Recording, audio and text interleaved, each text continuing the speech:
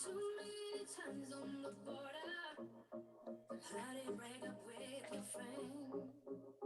I know there is no use to confront her, but how do you say this is the end? I'm through being taken for granted, and the one you call when nobody's home. Being with you means just disappointment. I'm the last escape, so I've been told.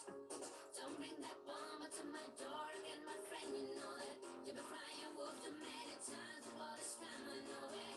Been there, I've done that. Those words are just sand in my head. So talk if you like. The words will be words till you bring them to life. So talk if you like. The words will be words till you bring them to life. Welcome to the show. That was Talk Talk Talk by St. Michael featuring Anya Gold. I am your host, Mike Vatter. This is Let's Catch Up with Mike. And tonight's guest is Shane Thrapp. Shane is a life and relationship coach specializing in ADHD coaching and ethical non-monogamy. Welcome to the show, Shane. Thanks for having me on. I really appreciate it. No problem. Thanks for being on. I am excited to delve into all things life and relationship coaching. I am excited because we've had some relationship coaches on before, and some specializing in relationships, some specializing in sexology, and but none that have specialized in a combination of ADHD and ethical non-monogamy. So I'm interested to see how those two intersect and marry. So welcome to the show. I'm excited. Yeah, I'm really excited about being on. I'm kind of breaking out into my podcasting and YouTube world. I've been off for a few years, so I'm having to get back into the hang of it and talk to people. And I found a few things I just really get passionate about and want to bring awareness to. So I really appreciate the opportunity. All right. Well, we're excited to have you, and I'm sure my audience will be happy to get some pointers and some advice from you. So tell me about your creating order from chaos is the name of your coaching business. What is that about? Um, I created this business because I wanted to have an overarching kind of brand for the various businesses that I wanted to have underneath that. And I wanted to have, my main focus was my own personal story and how to bring awareness to all the things that I've had to go through in my life to bring about the different ways that I've had to adjust my life due to me having ADHD, me being bipolar, me being, dealing with relationship issues. And I wanted to have something that I could give to people, and I fell into life coaching through a life coach. I ran into so many problems because when I was dealing with uh, learning about ADHD, being pretty pissed off about the life of that had gone through because of my ADHD and not knowing that was the problem, uh, having trying to figure out what resources I had available to me, being turned down by psychiatrists and therapists who didn't believe adults could keep or have ADHD past a certain age. And I wanted to be able to help people. And I actually found a psychiatrist and a therapist who helped me out a lot. And they taught me that nobody's normal. Everybody is different. Everybody has a different way that they learn. They have a different way that they feel. They have a different way that they think. And it's okay. And that resonated with me, and I wanted to bring that to people. I wanted to bring that lesson that I learned there to people, because we live in a society of status quo. If you are outside the status quo, then you're weird, you're different, you're broken, you're deviant. All of these different mindsets fall on people who deal with ADHD, being neuroatypical, being on the autism spectrum, wanting to have a different type of relationship, wanting to believe in polyamory or being a swinger, or just all these different social constructs that are built around us to keep people into an idea of what normal is. And I wanted to help people break free of that. And so I created this business, and I wanted to focus on ADHD because it's what I know the best. Mhm. I also wanted to deal with relationships and helping people kind of deal with the different conflicts that can arise, how to create goals for your family, how to explore ethical non-monogamy in a healthy, balanced way where nobody's being, weird or not navigating it correctly, because a lot of issues come from it, come from doing it that you didn't expect to see. That's where you start seeing these crucibles of your relationship when you're trying to develop the trust and the honesty and the communication styles that's required for being in an ethical non-monogamy relationship. So I went for it. I started helping a whole lot of my friends who were kind of going through some issues to kind of test out how to sell my message. And I became certified in being a life coach, certified in being a relationship coach, and really starting to educating myself, not on just like the how-tos, but the science behind and the history of. So like the history of ADHD, the history of ethical non-monogamy, the science behind how people are wired differently, and how to present a message that's not built on woo or all these different spiritual connotations, because I'm not a spiritual person. And once I had all of that and I started building my business plan, it just made sense to me. And then this is kind of how I discovered my purpose. And then my purpose was to become a muse to people, to educate people on different ways of breaking out and exposing their creativity to the world. And in this journey of building this business, I discovered where my biggest passions were, because I didn't know before. Like, to me, what I learned growing up was you go to school, you do the best you can, you go to college, you get a degree, you find the job, you work 9 to 5. I'm not built that way. I go to sleep at 1 a.m. I wake up at 6 a.m.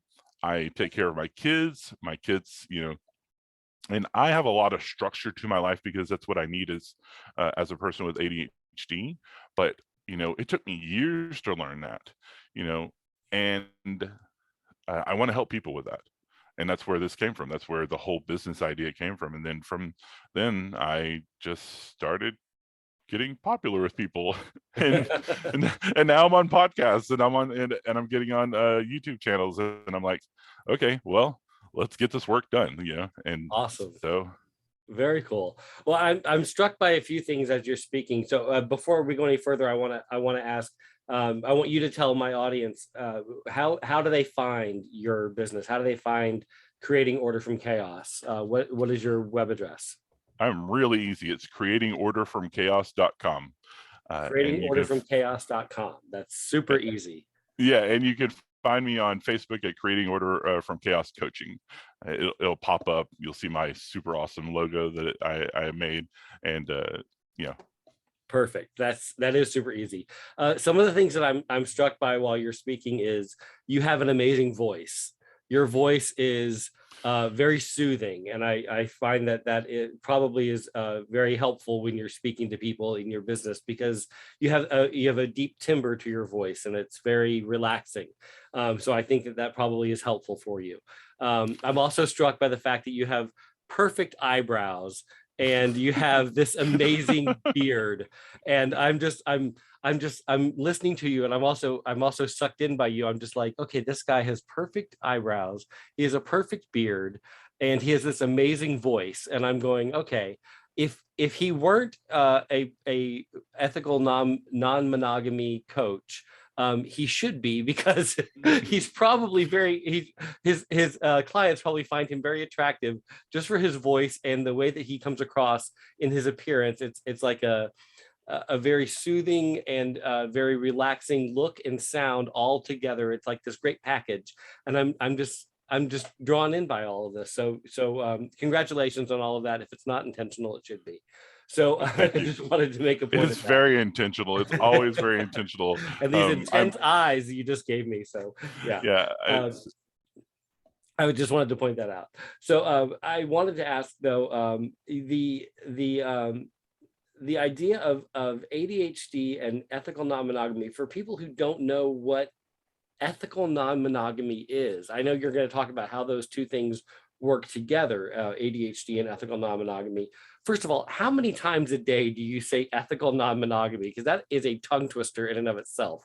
Most people just say say polyamory, but they're not the same, are they? No, ethical non-monogamy, and I mess this up all the time. I'll mess it up 40 or 50 times while we talk about it because it's just not a smooth word to say. Right.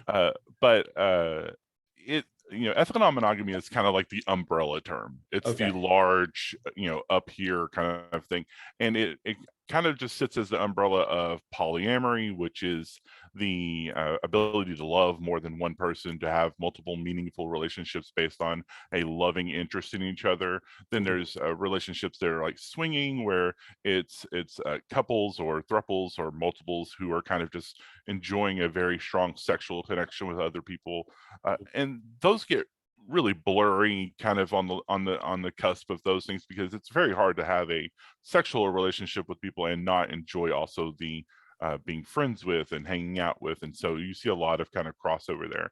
Then there's things such as don't ask, don't tell relationships, where the couples know that their partner has other people that they go and see, but they don't talk about it. They don't share any details about it. One person may be fairly monogamous, one person and the other one has the freedom to go to these other things. You also see things called hall passes. Those kind of fall into a don't ask, don't tell. And it's just kind of a large, broad umbrella where all these different types of relationships fall under, that are not conventional in the sense of it's not always including just one person and another person. It's not just it's not just the type of relationship that we've grown up and said, oh, it's supposed to be a man and a woman and so many kids, or and now we have men and men and women, but there's also this other genre of relationships that you can have that Right. people just don't know about enough. Yeah. You said you kept saying what we've been taught, what we've grown up with as being considered normal. And I always think of my mother always says that normal is a setting on the washing machine, and it's not, there's no such thing as normal. Normal is in the eye of the beholder. So I wanted to put that out there too, because I think for every person, for every generation, for every society, normal is different. So I don't know how to define normal, and I don't know normal when I see it. The old Strom Thurmond line where he said, I don't know what pornography is. I can't define it, but I know it when I see it. When he was talking about the Senate hearings I think in the 80s. But I can't define normal, and I don't know it when I see it. So I'm glad to hear you say that normal is kind of not a thing, and I'm glad to hear somebody else kind of use that example. So ethical non-monogamy is when all the people involved in the relationship, whether it's just the two saying we're going to be non-monogamous, or multiple people in the relationship saying we're all going to be non-monogamous, or some of us are going to be non-monogamous and some of us will be monogamous. The ethical part is when everyone's involved in the conversation. Is that correct? Yes, everybody, if they're all involved in the conversation and everybody is aware of the situation, and everybody has come to the understanding that this is what they all want to do within the consensual agreements. Okay. And even if they don't all participate, the ethical part is that everyone's aware. Right. Okay. So the husband knows that when he's out of town, his wife has friends that come over and they enjoy time together. The wife knows that when the husband is out of town, he's visiting a girlfriend who lives in the city that's there, and the girlfriend knows that he's coming in town, and his wife knows about it and things of that nature. Gotcha. In some cases, you see in like don't ask, don't tell things. It's okay that one person or the couple have made an agreement that he doesn't have to be as forthright about it, and she doesn't have to be as forthright about it. But that blurs that line because the tertiary relationships may not be aware of the marriage that's involved. And so that's one of those reasons why becoming a relationship coach was important to me, because I want people to be aware of that, and then what that means to the person who's tertiary if they find out about it, or things like that, and kind of steer people more into the ethical side of things, of being open about it and being out about it and things of that nature. So because if there's, if for example, if my husband and I are polyamorous, but only one of us is monogamous and open about it, and the other one is, or sorry, if one of us is non-monogamous and open about it, and the other one is not, the other one is monogamous, basically the one is cheating, because if it's not ethical, if it's not discussed, then if one of us is in the dark, then it's not ethical. And so it's don't ask, don't tell doesn't come into it, because if both parties aren't aware, then it's not only is it not ethical, it's not, if it's not discussed, then it's basically cheating. Am I saying that right? Yeah, that's kind of where cheating falls into things. Cheating Right. in ethical non-monogamy is the withholding of the information from the person that you're with, or the people that you're with, intentionally, and kind of pushing a narrative that you're only with them, or Right. that's where the non-ethical side of that's where cheating comes into it. Right. It's the hiding of it, it's the lying about it, it's the breaking of the trust, it's the miscommunication. Those are the areas where you start to see a lot of breakdowns in relationships. Yeah. So the ethical part is that everyone's on board, and at least has had the conversation, and everyone's in agreement. And so, and I think that's where people get confused, because I know, I am polyamorous, and my husband and I have been in a polyamorous relationship before, but not all three of us were participating in the non-monogamy. Not to air my dirty laundry too much, but there were different aspects to the three of us being in the relationship. But the confusion that comes from other people outside of their relationship, and I thought the way my husband explained it was perfect. When people would ask, he would say, it's not a group project, it's not a community project, it's no one's business but the three people involved. And I thought that was a great explanation, because people would ask, who's sleeping with who and who's romantic with who? And his answer was always, it's not a community project. No one else needs to know who's involved with who. And I thought that was a great answer. But, it's the confusion comes from other people outside of their relationship, and it truly is none of their business. But the question comes, well, isn't one of you cheating on the other, or isn't someone, not involved, isn't that not fair? But that's a matter for the people in the relationship to figure out, not the people outside of the relationship to worry about. But I think that's more of a curiosity factor for people who are not involved. And that's truly not, as we've been saying, it's not really for anyone else to figure out, but the people who are involved in the relationship. And as long as they're all on board, the level of non-monogamy is kind of up to them to define, correct? Mm-hmm. Right. That's where you start seeing agreements. Agreements are the boundaries that a couple or a throuple or whatever your polycule is made of have laid down to say, these are what we agree to. And those need to be kind of enthusiastically consented to. Everybody has to be on board. Everybody needs to be excited to be on board. Everybody needs to want to be on board, because that's what's really important. That's what those boundaries and those trust and that communication. That's why those things are so important, because everybody needs to understand what they're getting into. Now, you used a word there that a lot of people, I've heard a lot of people throw around, and it's kind of confusing. What would you say is a polycule? Polycule is just it's any relationship that is more than 3 people, or is more than 2 people. It can be, you see V's, so you have a person and a person who are in a relationship with another person. Then you see quads, which is 4 people who are all together. And there might be some like overlap between the different relationships, or there may just be a couple together as a couple. The male is with the male, female is the female, or vice versa, however that mixes up.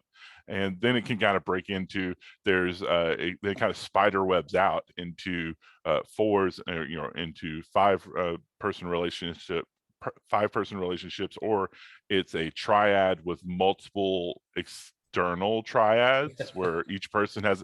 And so I don't know where I heard the term, or if I've seen it somewhere, and it just stuck with me, and I said polycule. And Yeah. so it's just, how The way people kind of like all combine together. The way I kind of explain it is, think of a molecule, and poly meaning more than one, and then like a molecule. I don't know if you hear that bell ringing. It's my cat scratching, and she's got a bell in her collar, so I don't know if that's distracting or not. It sounds very loud to me because it's right next to me. So I don't know. You're fine. There's a bell chiming. I don't know if it's like a Pavlovian response for anybody. If any of my audience members are suddenly salivating, it's my cat. Yeah, it's my cat ringing her bell. But it's think of like a molecule, and the way it kind of branches out. A polycule is more than one. So that's a good visual for people. But yeah, the way you explained it, I think, is perfect. There are different points that may or may not intersect or interlock, but there's, it's the way they relate to each other is going to be different based on the connection and the relationship to each other. But yeah, I think that's a great way to explain it, because I think when we start talking about whether it's the queer community with the different LGBTQIA acronyms, or it's ethical non-monogamy, polyamory, monogamy, triads, or the V like you're talking about, or polyamory. People get very confused by terms. They're like, well, what do we label our relationship? Are we a throuple? Are we a quadruple? Are we, what are we? I think, again, that only matters to the people in the relationship, and there's no wrong or right term. It's whatever term you choose for your group, for your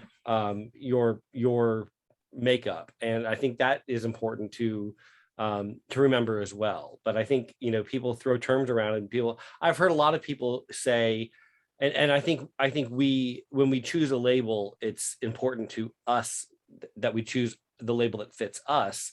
But when other people hear a label and they think it's being used wrong, I've heard people say, well, you're using that label wrong. Well, no, if it's the label that fits me and my relationship, it's the right label. So I wanted to make sure that when you said polycule, I wanted to make sure that my audience heard that and said, well, wait, what is a polycule? Am I using that term correctly? How does ADHD fit into this? Because I know that that's a big part of your business, but I also know that it's something that's personal to you, because ADHD is something that it's also in and of itself is a confusing diagnosis, but it does play into how you started your business, and also how you discovered that you're polyamorous. Is that correct? Actually, this was a kind of a chicken and egg kind of thing. Okay. I discovered that I was, I discovered I was polyamorous, and then a few years later, I discovered that I had ADHD when I was 36. Okay. What happened? The reason that I kind of fell into this that way was when you're kind of exploring polyamory and ethical non-monogamy, you feel very guilty. You feel very judged, because you're and especially if you're queer or anything like that, you're already feeling that kind of negative stereotype that people kind of pile onto that. And when you're kind of in these things, I was always in a different relationship. I would go from person to person, and it would just take me a very short amount of time to kind of, well, essentially get bored with people. And as I'm, and I know that sound, and I felt a lot of guilt for that. I was like, oh my God, And I'm such a I'm not horrible laughing person. at you. I'm just laughing at the way you phrased it. I think it's, yeah, I get what you mean though. I understand that. Yeah. And I don't, I didn't want to hurt people. And so I became fairly brutally honest with people. And I would tell them, I was like, hey, I don't want to be I don't want to be a dickhead about this or anything like this, but these are the things I kind of see happening after a certain amount of time. And, I want to communicate and be upfront with you about this. And then I discovered polyamory, and I discovered it uh, while riding in the car on my way to my girlfriend's family's house to be introduced to them after we had been together for 3 months. And we're in the car and we're listening to Dan Savage's Savage Lovecast, and I'm learning about it, and I kind of just go, oh, because they were like, you see a lot of people who are serial monogamous who bounce from relationship to relationship. And you see a lot of people who just talk about their high sex drive, and you see a lot of those people kind of falling into this. And as they kind of kept going through things and kind of kept going through things, I kind of looked at my girlfriend and I'm like, oh, this is very interesting. I've never really known about this. And she goes, yeah, this is something I've never heard of either. And the more the more we listened to it throughout the podcast, the more we were like, oh, okay. And we kind of had this like hours long conversation about it. And once we kind of got to a point where it was kind of a natural stop, she kind of listened to me. She goes, look, if we're together and we're going through this in 3 years, let's revisit this and see what that looks like. And after a while, we revisited, and things just kind of went from there. Wow. And and then learning about ADHD and how that affects relationships, and I was like, oh, well, that makes a lot more sense now. Yeah. Yeah, that is interesting. It's kind of like that Oprah Winfrey aha moment where you kind of go, oh, this is what all my past relationships have come to at some point. And I kind of went, oh, I didn't realize that's why they failed, or that's why they plateaued when they did. Yeah, that's interesting, because I'm glad that you two were on the same page though, and listening at the same point, to that show, because if you hadn't been, it could have been a much more awkward conversation. It was a storm of like perfect circumstances. Both Yes. Yeah. she was at a point where she was very open-minded in relationships and stuff like that. I was at a point where I just literally discovered this and immediately became hyper-focused on it on the spot. And us just being able to discuss it really just kind of worked out, to be Yeah. completely truthful.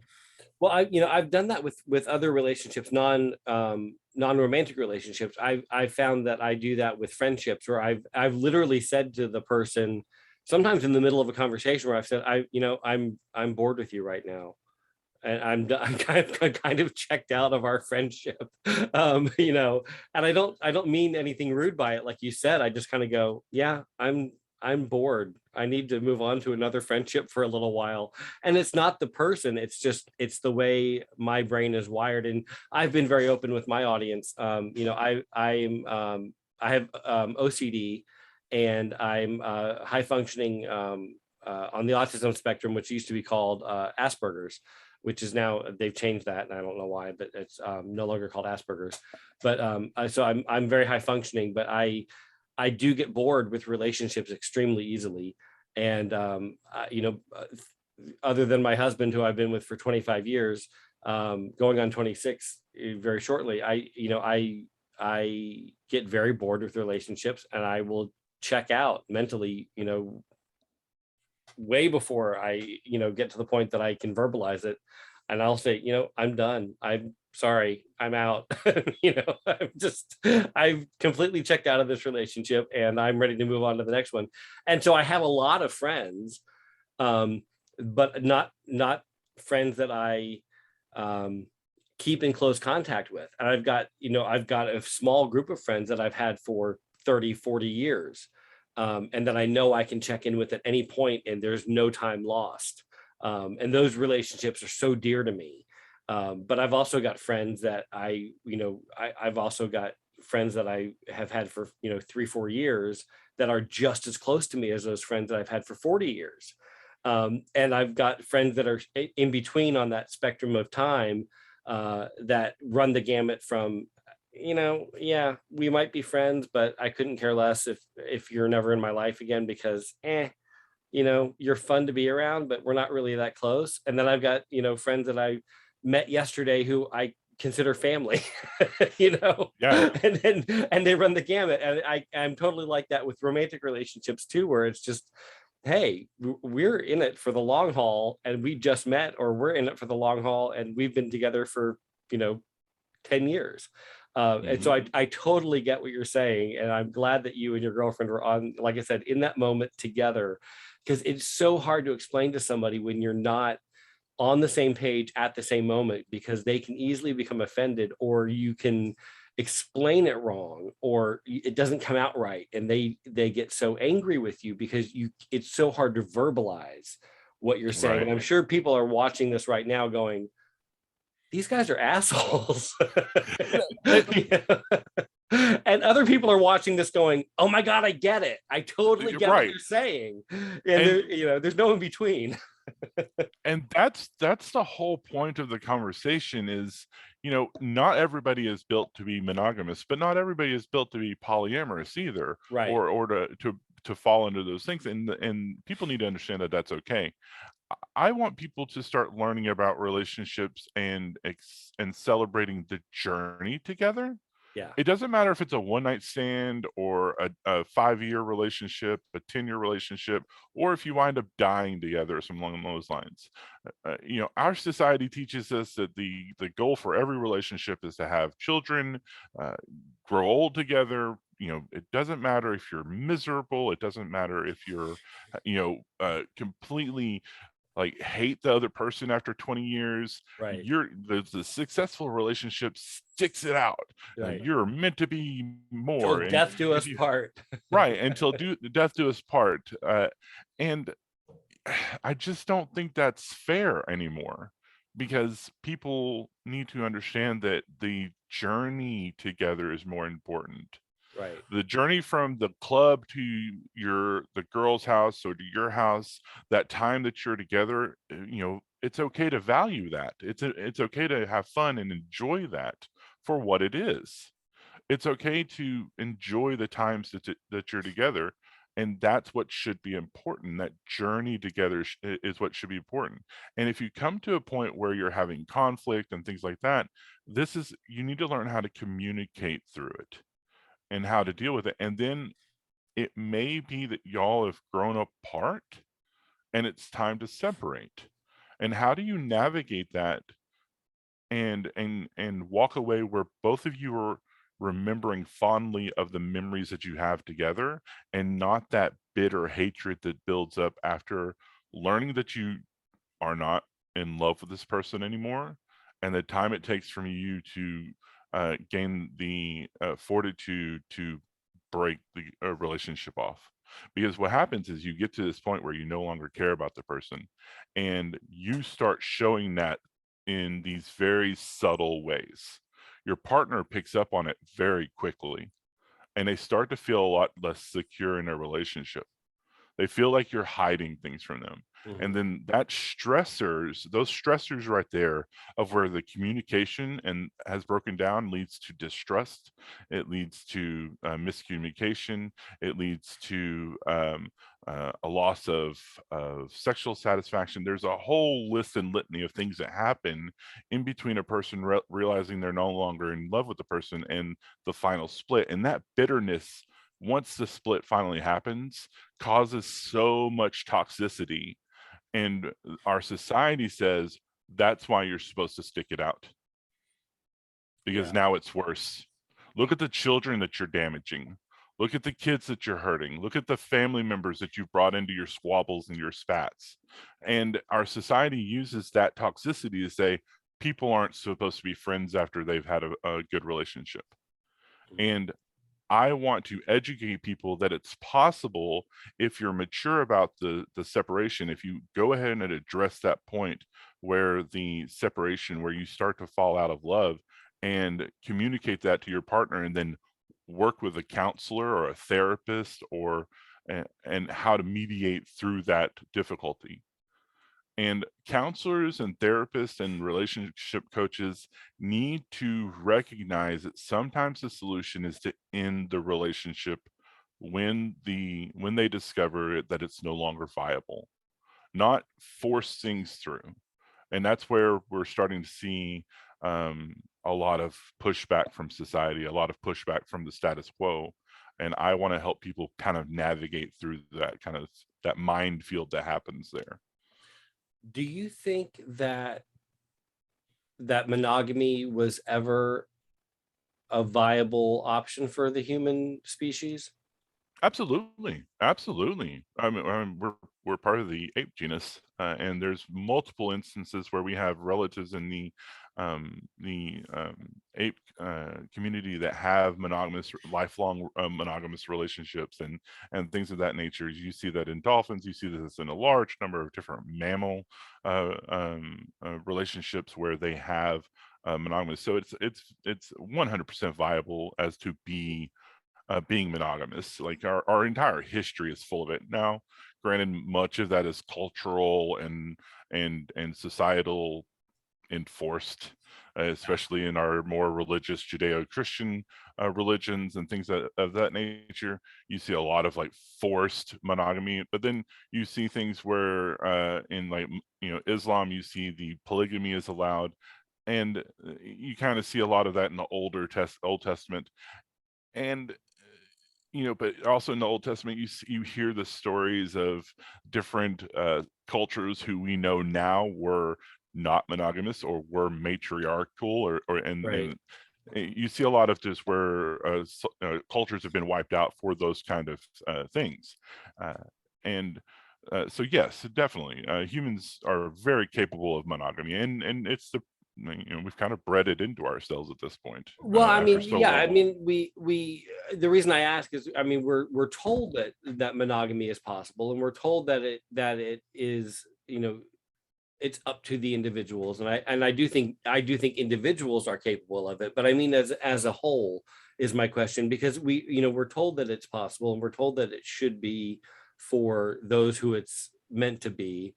But you look throughout history, like you said, the Mormons, the Muslims, the ancient civilizations, the ancient Greeks, the ancient Romans, and but even if you look at more modern relationships, we know that so many of our political leaders have cheated on their spouses. We know that so many of our, the famous couples throughout history that we've held up as ideal, monogamous couples, we found out that not only were they cheating, that not most of, but many of the relationships were marriages of convenience, where they never were, they were never,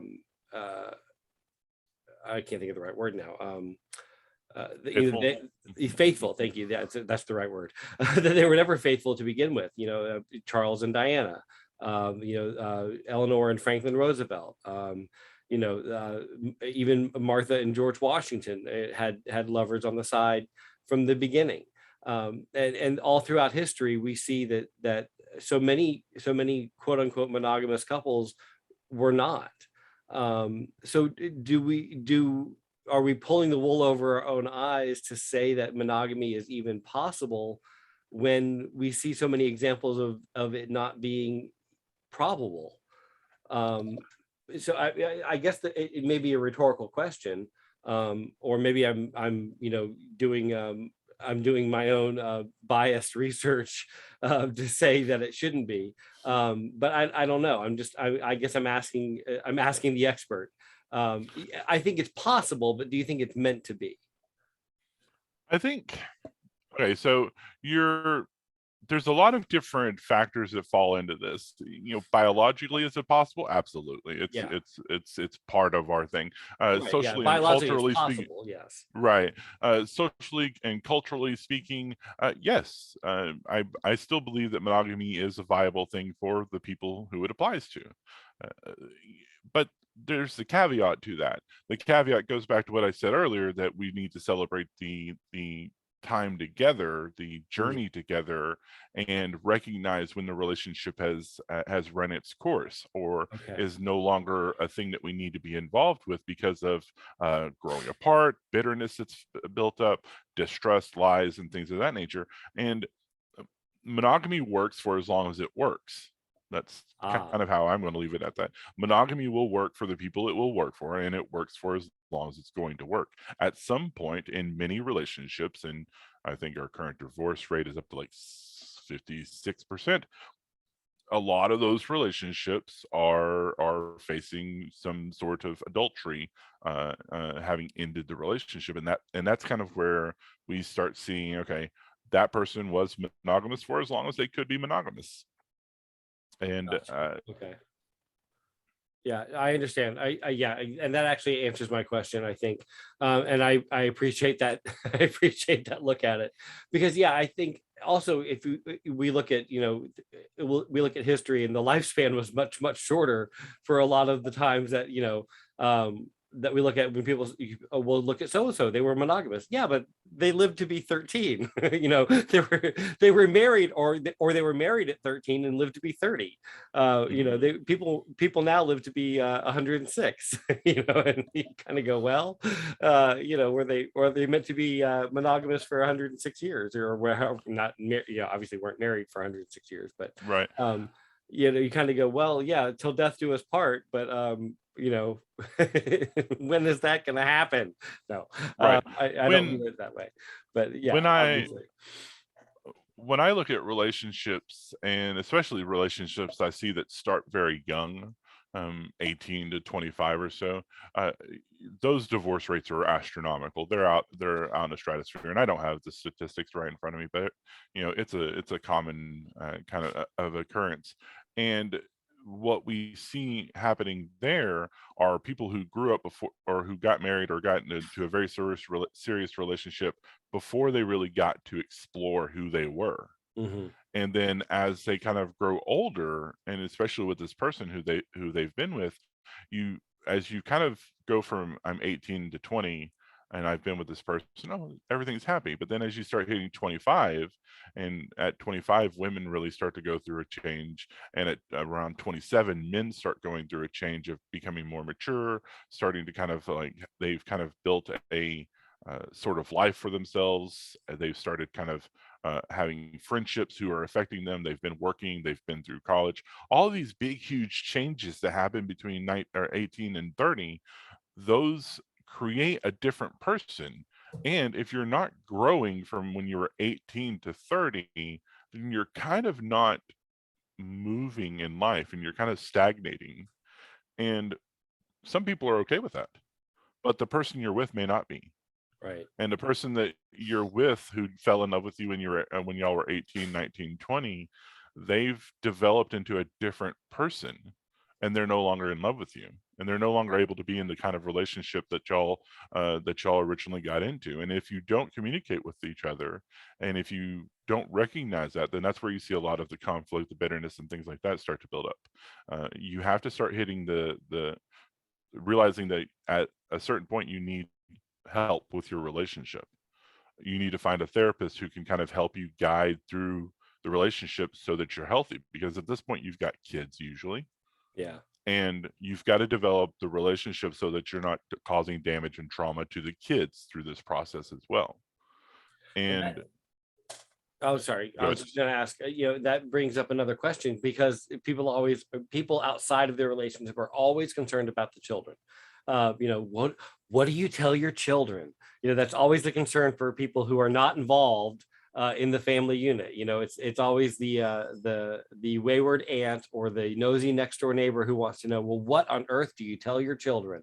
So as a parent, I have to ask, what do you tell your children? So I have 2.5-year-old toddlers, so I'm not in that. You're not telling them anything yet. not telling Yeah. them anything. No. What would you tell a client though? I mean, if you had a client who's got No. an 8 or 10-year-old child, what do you tell the child? Do you tell them anything? Are you just honest with them, or does it depend on the family? It honestly, it depends on the family. In Yeah. some families, you're able to have an open and honest conversation about who you're with and how you're with them. The people around you are fairly aware of it and know that, even if it's external relatives and they're aware of it, friends and they're aware of it, that's a much easier conversation to have with your kids because everybody around is aware of it. But if you're in an area, a region, or if you live in the South, United States, and you have that kind of relationship, it's hard to figure out a way to tell your kids where they don't tell everybody around you, Right. because kids don't understand those kinds of boundaries. Or they get stuck in the I know a secret that nobody else knows. Hey, yeah, and then everybody then figures out because they blow up and explode, and everybody learns about it. So it kind of has to depend on what your situation allows you to be honest about. Yeah. In my opinion. No, go ahead. Your opinion. Yeah. In my opinion, I feel like people should be able to be as honest with their families as possible. They need to be as honest with their children as they're capable of, because kids see everything. Yeah. It is, and this is why I tell people who are parents, don't lie to your kids. You want to be as honest as you possibly can about it so that they understand it. They understand that, this person who comes by and sees mommy it's okay for them to come by and see mommy. It's, daddy goes on a business trip. They don't need to know the details or anything like that unless those people interact with them in their lives. Right. And then this is mommy and daddy's friend, or this is, mommy's friend, this is daddy's friend, and you just introduce them to them. And the kids don't need to know any more about that relationship than they do the mother's and father's relationship that's healthy and appropriate for the child to know. At a certain point, a child should learn, or not child, but a 10 to 12 to 14, they should be learning about what their bodies are, how their bodies work, what they're going to be experiencing, what it means to be the gender that they've kind of determined for themselves. How do you how you navigate those conversations. That's the same way you kind of navigate the ethical non-monogamy or polyamorous questions, maybe at a later time in their lives, so that they can get an understanding of it. But the general friendship, the relationship, be honest about it if you can be. Yeah, I think that's a great answer. I really do. I think that my husband and I have been together longer than most of our nieces and nephews have been around, and they've never questioned who or what we are, because we've always been, Uncle Mike and Uncle Jeff to these nieces and nephews. And I think the very few times it's come up, it's just been, how are you related to my parents? It's never been more than that. Like, whose brother are you? It's never been anything beyond that. Like, now you're, I remember at one family gathering, a niece asked, are you my dad's brother or my mom's brother? And that was it. Like, she didn't understand, I think she was doing a family tree at school, and she was trying to figure out where I fell on the family tree. And that was the extent of her question. She didn't care if I was romantically involved with her uncle, or, if I should be called Uncle Mike or just Mike, or like, she didn't have any further questions beyond that. Just wanted to know, like, where to place me on the branch. Right. And that and that's the big thing about kids. They want to understand the relationships around them. Like, Yeah. how am I supposed to interact socially with this person? And so Right. they build the hierarchies in their mind, and obviously it's mommy, daddy, grandma, grandpa, Exactly. parental figure, and so as they're kind of building that, and they're like, okay, at what level of trust do I give you, Uncle Mike? Right. Oh, you're his brother. I trust my brother, kind of. Right. Okay, I can trust you. Yeah. Like, what is in your hand, child? No, okay. Yeah. And exactly. so, and so once they realized I was the fun, goofy uncle that they could hang out with, and it didn't matter, if I was related by blood, marriage, or just family friend. It was just, I was Uncle Mike and I was always going to be there. It didn't matter how. So yeah, and my nieces and nephews were the same way. My nephew, and we're godfathers to most of them anyway, so it doesn't, however that plays out, it plays out. They've always been accepting, and I think that kind of is the same answer for what my question was. If the relationship is long term or not, the kids will be accepting. And I think the adults who have worries about that outside of the relationship, those adults, it's not their business. And if Right. it becomes their business, then it becomes their business. But until then, it's not their business. It's nothing for them to Right. worry about. I will put a caveat on this though, and that is the same thing I would tell any person, any single parent who is dating again, or or kind of finding a new relationship after losing a spouse, or to divorce, or Mm. death, or things of that nature. Keep in mind that the children are going to attach to the adults that you bring around them, Ah, and it's the same rule as if you're a single parent. You don't want to sit here and bring a whole bunch of different people through in relationships and cause any real serious confusion. And this isn't about setting a good example or a bad example. It's about making sure that the kids have a healthy relationship with the people that you find need or should be involved in their lives. yeah, Like that's a really good point. personally speaking, I'm not going to bring, a one night stand to the house and be like, oh, hey, here's, so and so. And Right. I'm, in my worldview, in my kind of relationships, I wouldn't bring anybody around my kids until I've determined that this is a long-term thing where the kids need to be aware of it. You Yeah, know, that's a really good point. I know people I know who are divorced or are single for whatever reason, who have children. You don't introduce the kids until it's going to be a long-term thing, because, like you said, you don't want the kids to start calling them, uncle or aunt so and so, and then all of a sudden they have to start shifting that to a step parent thought, and it's like, right. well, wait a minute, they were my aunt or my uncle last month and now they're my stepmom or stepdad. That's a weird thing to adjust to, you know.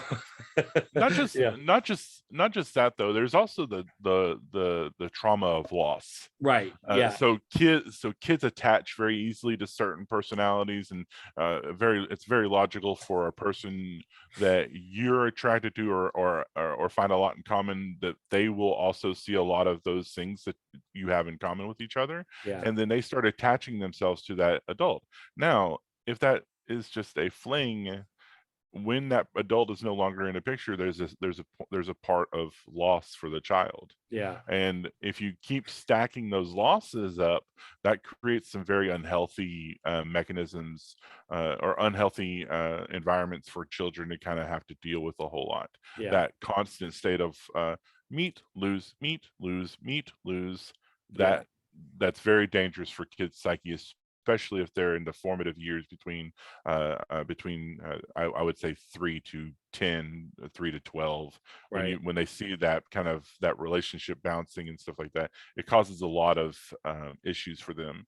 And you know again, I don't want to denigrate people who are in that kind of situation where they're kind of bouncing from person to person, and their kids don't have a choice but to see that. But if you can prevent that, you want to prevent that trauma loss as much as possible. that's a really great point. Yeah, I understand that completely, and that's a really good thing to point out. So how do you coach, um how do you coach a, a couple or or a polycule when there's somebody in the group who's not on board? Uh, and that's kind of an odd question, but it's my last question, so maybe it's an easy one to end with, or a good one to end with. Let's say you've got, so a group comes to you. Let's say let's say it's three people. We'll keep it easy, and there's an established couple, and a third, and the third and one of the couple are completely on board for this being a throuple, and one of the established couple is saying, I'm not so sure about this. How does that, is that typical? Is that as typical as I think it is, or is it? Oh, that happens a lot. That happens Yeah. a whole lot. So whenever you are introduced to certain situations like that, whenever I'm coaching people and I find out one of the people's not giving a lot of enthusiastic consent, they're kind of not sure if this is what they're comfortable with. You have to kind of start working with that person to find out, are they being coerced into this? Okay. Are they being misled about what the relationship is going to be? What are the motives of the other two people? Are they just so enraptured with the new relationship energy that they are kind of like forcing this other person to be involved who's not ready for that kind of commitment?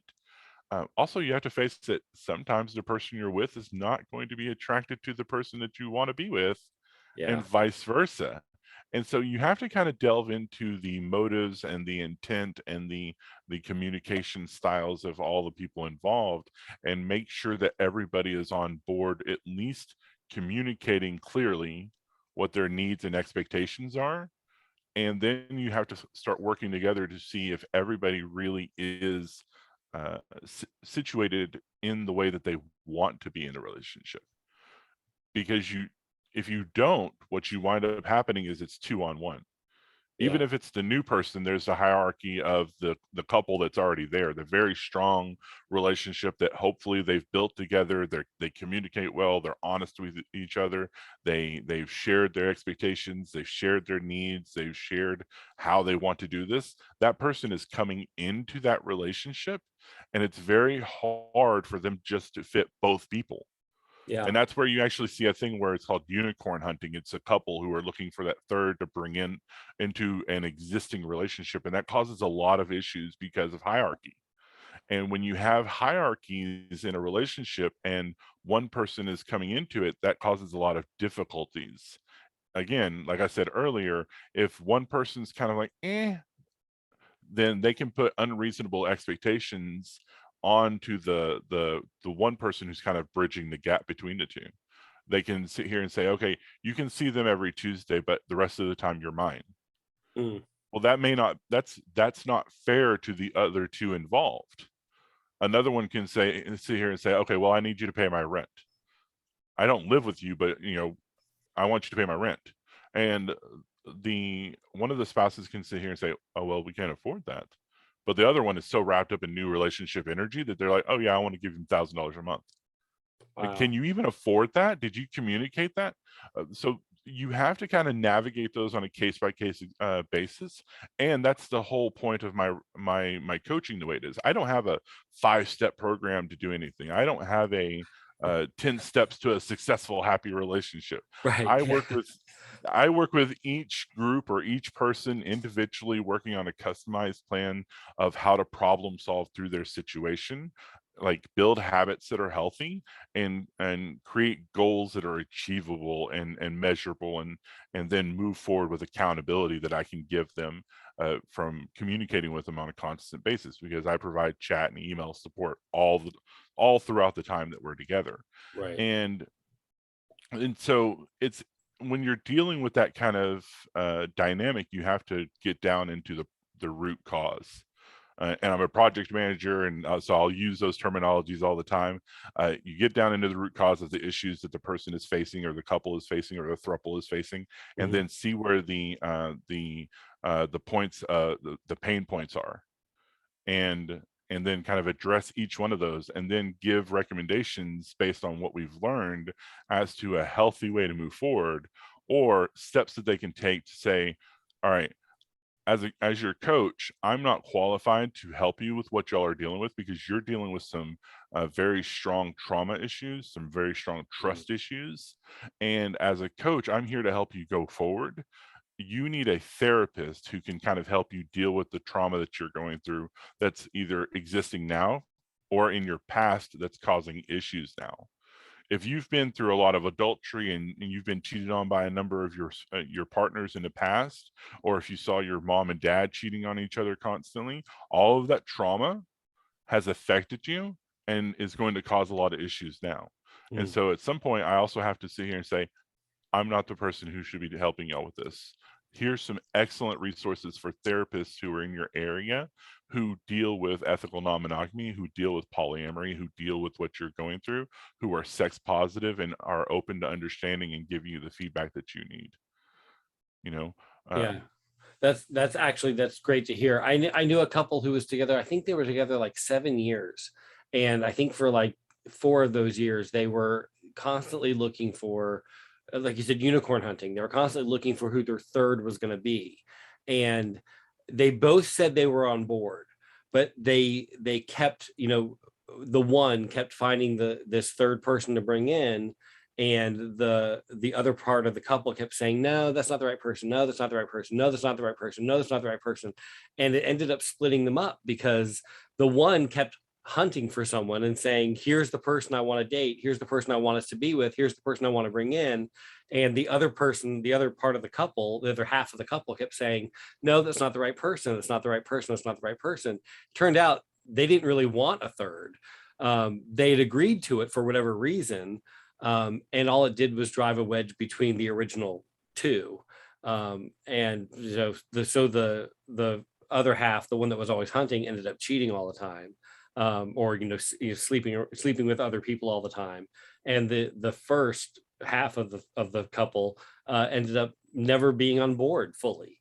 And it was kind of sad to watch because they had agreed for whatever reason, but it never became something that they did together. It ended up becoming something that they did separately, and it never actually worked out. And they ended up, and they were a great couple, but for 7 years they kind of were never really on the same page. So yeah, I was interesting.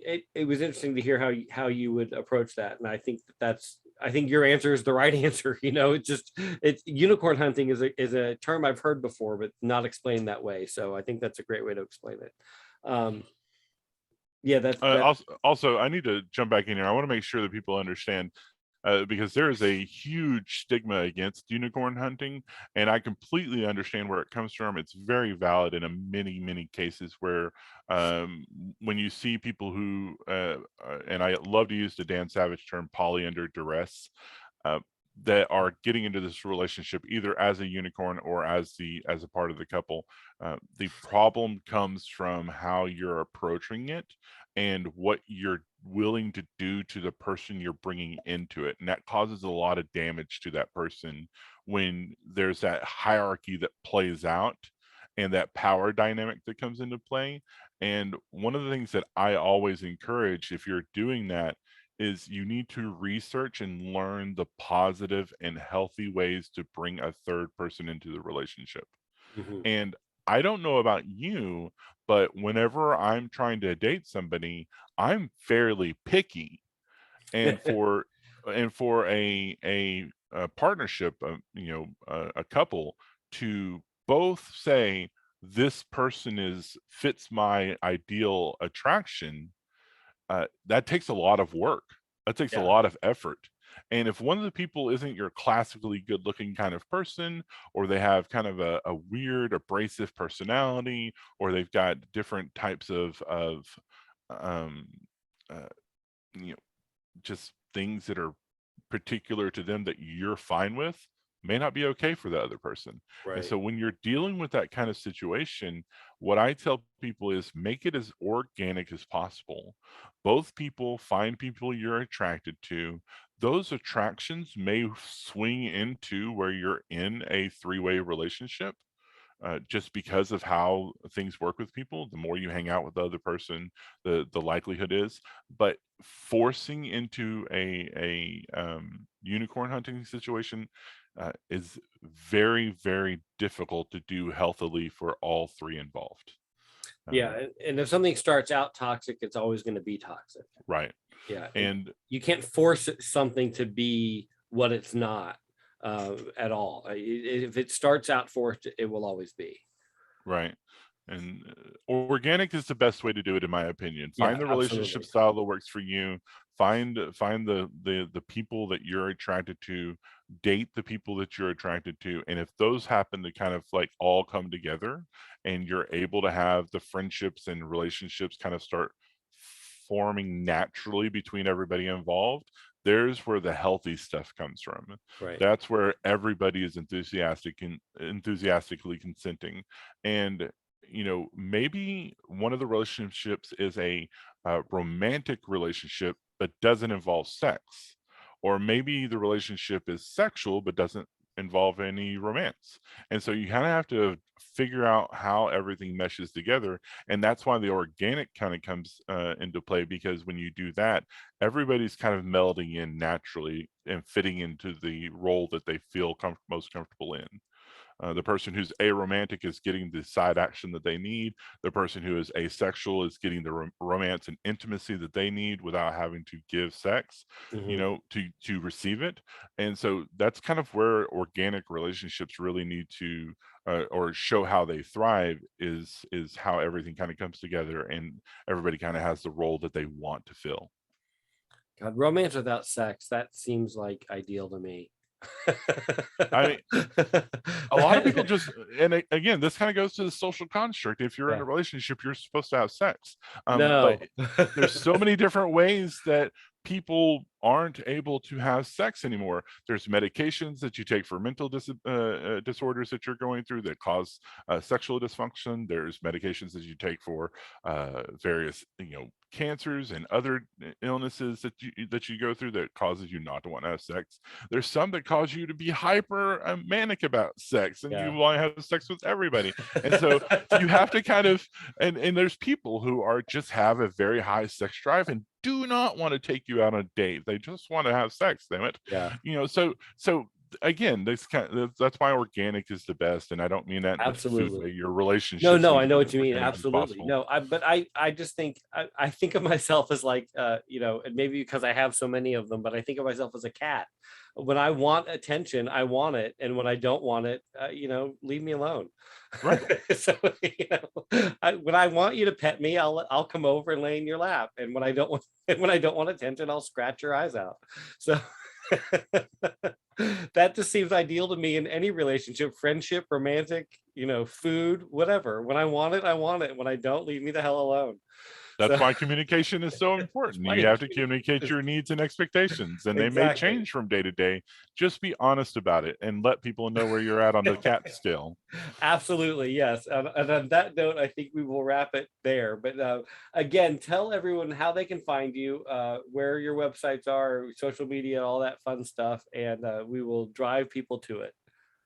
You can find me at www.creatingorderfromchaos.com. You can find me on Facebook at Creating Order from Chaos Coaching. If you look at LinkedIn, that's where I'm at as well. I'm also on Twitter at order underscore from chaos, KO0S. That's a link I normally give people. It's very hard for me to do that one. So, So the easy way is your website or Facebook. right. The easy way is my website or Facebook. All right, perfect. Well, we appreciate you being on with us today on our show. The audiences are gonna love love all the advice that you gave out and all the different discussions on ADHD. To me is fascinating because it's just one of those things that it's so overly diagnosed and misdiagnosed that I think having somebody who actually has ADHD discussing how it connected you to this other part of your life, I think is just fascinating. So I think that part of it with the ethical non-monogamy, which is a tongue twister. I don't care how many times you say it. Ethical non-monogamy. Those two things I never thought would be connected, but the way that you connected them was such a compelling piece of storytelling. I'm really glad that you were able to do it for us. So I really appreciate you being on, Shane. Once again, Shane Thrapp, polyamory and open relationships, life relationship coach, creatingorderfromchaos.com, or on Facebook, Creating Order from Chaos Coaching. Thank you so much for being on. And this episode will be available infinitum. I will have it up on my YouTube channel right away, and it'll be there forever. So use it however you'd like, and hopefully you'll reach out to Shane for all of his coaching advice. And I really appreciate you being on. Once again, I'm going to play us out with Talk, Talk, Talk by St. Michael featuring Anya Gold. This has been Let's Catch Up with Mike, and I'll talk to you on the other side, Shane, so stick with me. Definitely.